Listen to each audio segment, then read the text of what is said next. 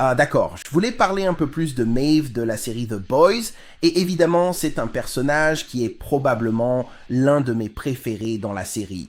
Elle est forte, elle est tout simplement divine. C'est une sorte de figure de guerrière amazone, n'est-ce pas? On s'inspire de Wonder Woman, évidemment c'est sur cela qu'il se base. Même le nom Maeve vient d'un personnage de DC, un personnage de DC, un personnage amazone. Donc elle n'est pas à ce niveau-là, et on ne s'attend pas à ce qu'elle le soit. Donc, on ne la compare pas vraiment à Wonder Woman à ce niveau, mais on la considère en fonction de la façon dont elle se situe. Elle est la Wonder Woman, tu sais, pour Homelander, n'est-ce pas? Parce qu'il n'est pas au niveau de Superman. Donc, ils ne sont pas des êtres de niveau divin. C'est vraiment ce qu'ils cherchent à montrer. Donc, Maeve nous offre une perspective différente, tout comme Homelander est une sorte de version déviante de Superman.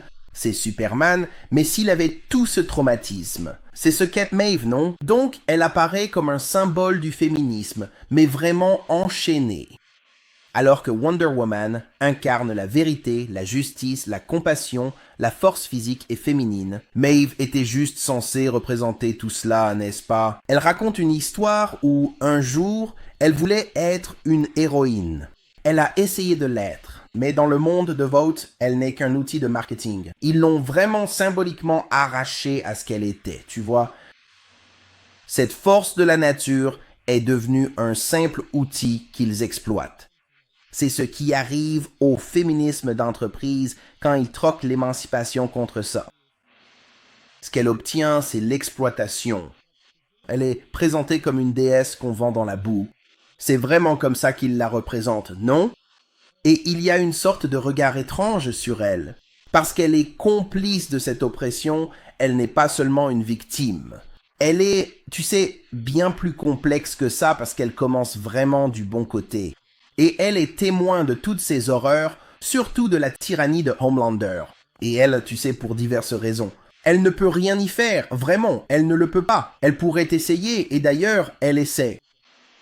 D'accord, je voulais parler un peu plus de Maid dans la série The Boys, et évidemment, c'est un personnage qui est probablement l'un de mes préférés de la série. Elle est forte, c'est une sorte de guerrière amazone divine, tu vois, un personnage qu'on emprunte clairement à Wonder Woman, évidemment, c'est sur cela qu'il s'inspire. Même le nom Maeve vient d'un personnage de DC, un personnage de DC, un personnage amazone.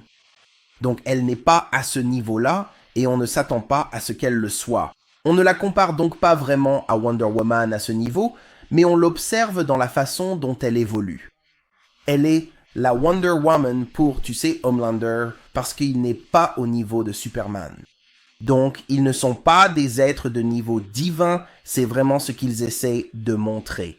Maeve nous offre donc une perspective différente, tout comme Homelander est une sorte de version déviante de Superman. C'est Superman. Mais s'il avait vécu tous ces traumatismes, c'est ce qu'est Maeve exactement.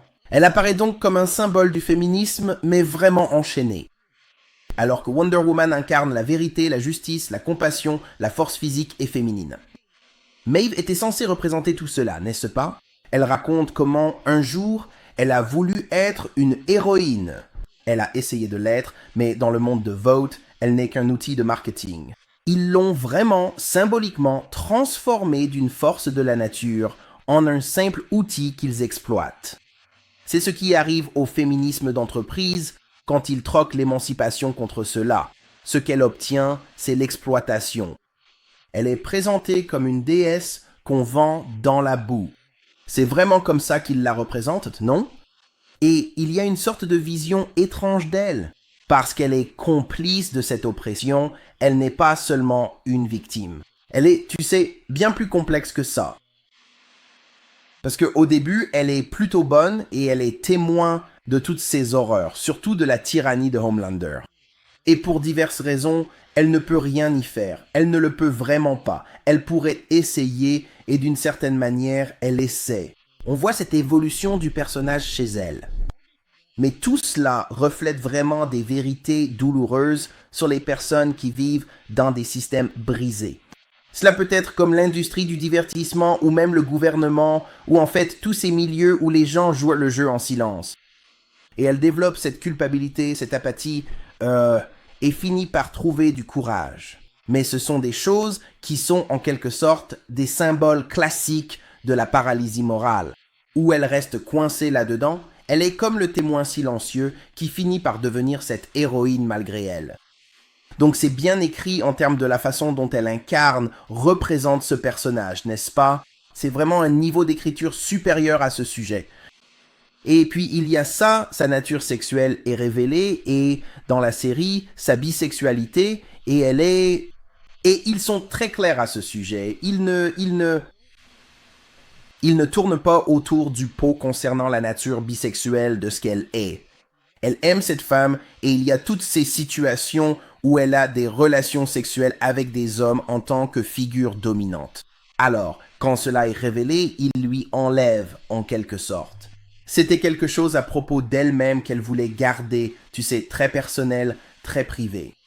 Elle voulait garder cette relation secrète, la protéger, et il lui enlève ça. Et puis, il commence à faire du marketing. Je veux dire, tu vois comment, tu sais, la direction que prenait le film.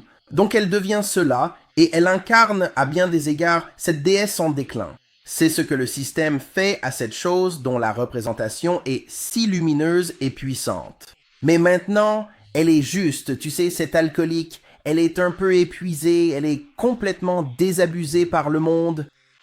Et cela représente en quelque sorte l'érosion de la mythologie dans un monde cynique.